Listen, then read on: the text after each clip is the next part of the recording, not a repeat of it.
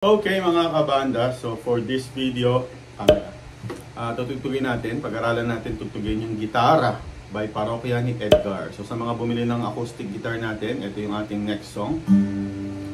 At yung mga gusto pong bumili ng gitara at gustong mag-aral mag-gitara, punta lang kayo sa Tugtog Tayo music store dito sa Villarama Street North, Sagaray, Bulacan. Lotto outlet po siya sa Villarama, okay?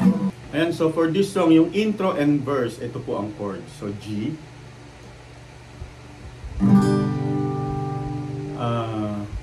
B minor 7, tapos C.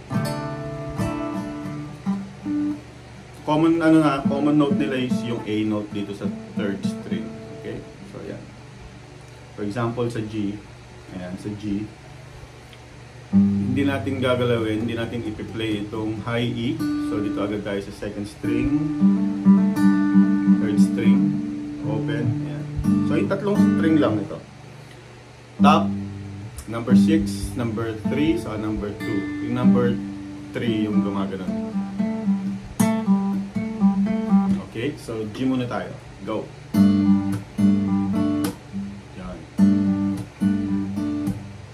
Tapos lilipat tayo sa B minor 7.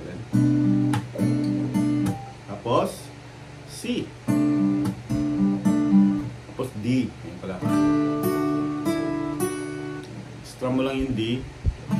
Suspended to bababa, taas. Okay, again, G.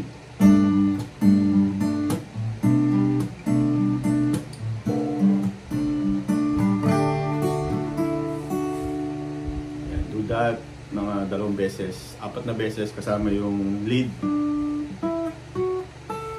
Yan, mamaya. Pero ngayon, pag-aaralan muna natin ay yung rhythm acoustic part. Kung gusto niyo yung second part, subscribe, follow, at yun yung susunod natin. Okay?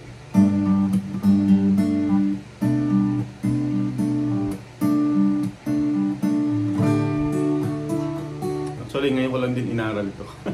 So, kung meron kayong mga kanta na gusto nating aralin, i-message nyo sa baba. Or i-message nyo ako, tapos yun yung tutugtugin natin. Aralin natin, tugtugin. Okay, G.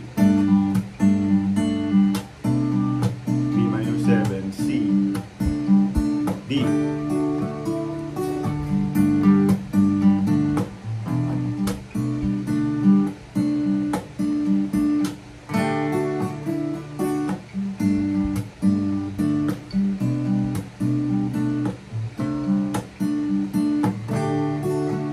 Ulit.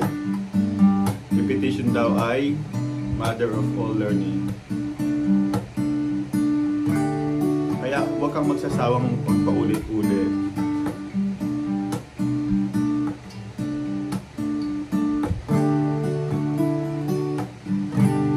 Yun. So G, B minor 7, C, saka D. Subscribe, follow para sa susunod nating part.